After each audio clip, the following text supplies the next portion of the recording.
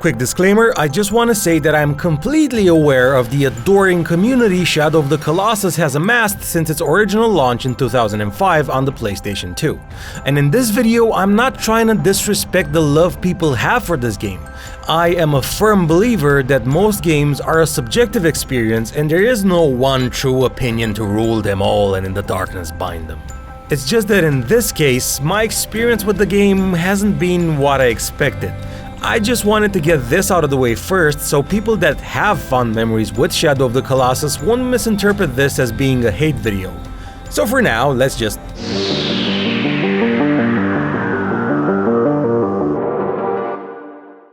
I couldn't, for the life of me, like Shadow of the Colossus in any shape or form.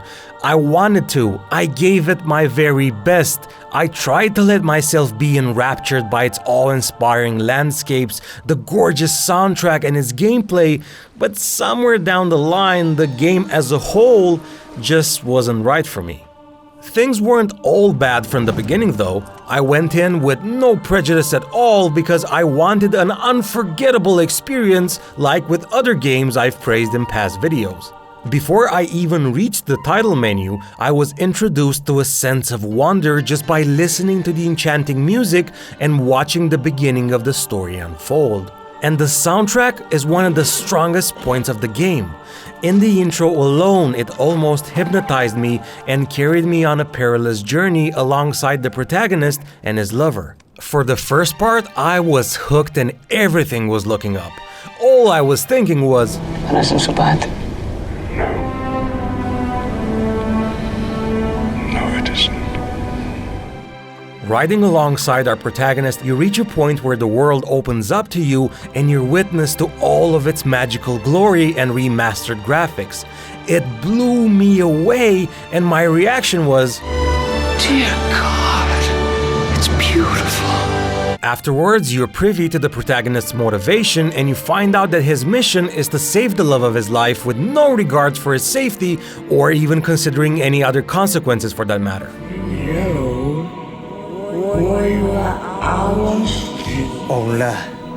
You too new. Also, he has a cool sword that kinda reminded me of Sting.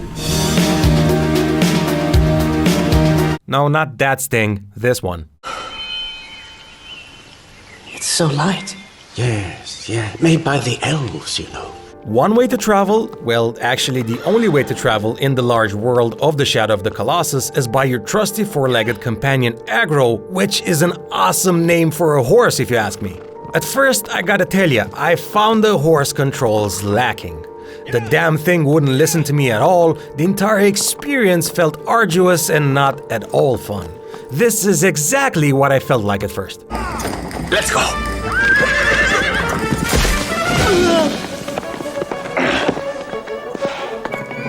I say it first because it turns out that I was a complete moron and I didn't know you could keep the triangle button pressed to make Agro not stop mid-gallop.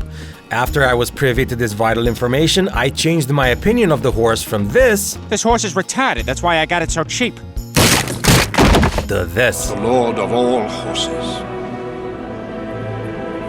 And has been my friend through many dangers. Another cool thing about Agro is that you get to do this while riding, and every time, without fail, I felt like Gandalf riding into battle.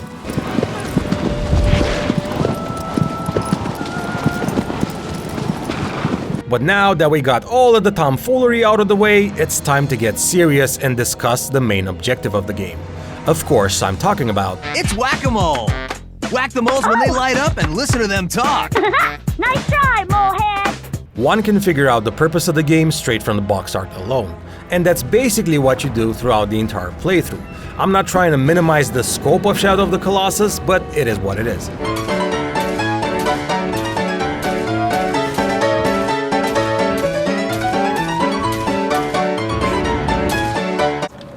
Ain't nobody got time for that. The first boss is basically a tutorial, and after you kill it, it's rinse and repeat 15 more times with various alterations here and there. You get on the horsey, you turn on your GPS, find the awesome creature, suck its life essence, and after the 16th time, there's an endgame cryptic cinematic, and then it's all over. And we'll get back to that later. Now we're still on the Colossi. Among all the bosses, I did find some that I really liked, and I was amazed by their design and general feel of their being, but also some that I hated from the bottom of my heart.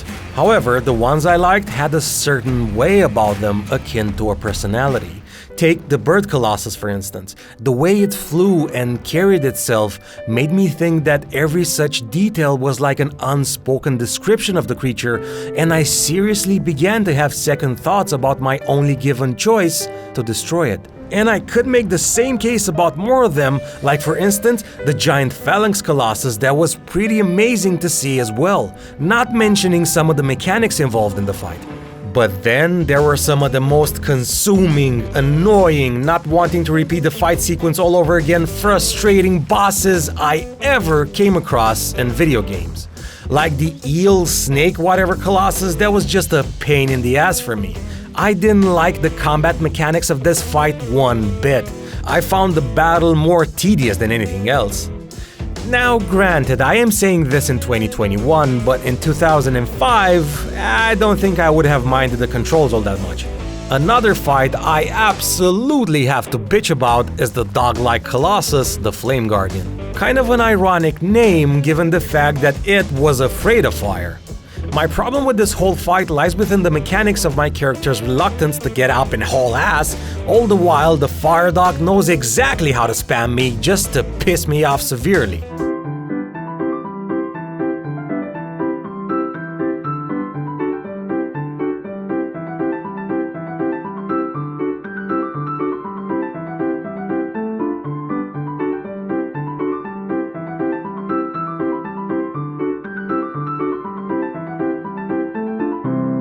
Speaking about pain in the ass, nothing was worse than the gorilla-like 15th Colossus that was just immensely boring for me, with absolutely no payoff at the end. After 1 hour of trying to defeat this boss, my frustration levels were at their peak because after I figured out that his hairy palm was the last vulnerable point, some mechanics just wouldn't work properly, and I tried and tried and tried and tried to the point where I was like, No. No. No. No. No. No. No. Hell no. No. No. I refuse. No. No. Also, after I pinned him down, all I could think was, his palm? Really? He can make a fist and crush me right then and there? It's kind of a lazy boss fight mechanic, wouldn't you agree? But as I've said, I took the good with the bad, and if I were to sum up the Colossi fights from my point of view, the worst outweighed the better parts of the game. All things considered, the ending of Shadow of the Colossus was undeniably a great one. Everything that was promised was delivered and then some. The main character fell victim to his ambition, and the warning from the beginning of the game wasn't at all in vain. He ended up being corrupted, consumed, and transformed by his achievements, and sadly, he perished by doing what he thought was right.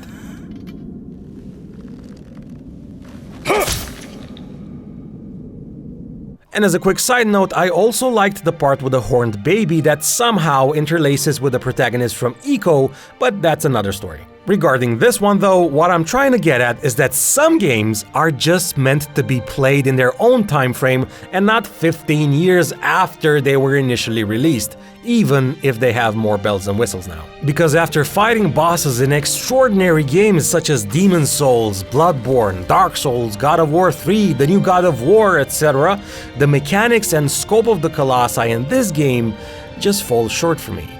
And given the current situation, I feel that all I have left to say is, I am sorry, Shadow of the Colossus, maybe if we'd met at the right time in 2005. However, I am sure there is someone for you out there, but you're just not right for me.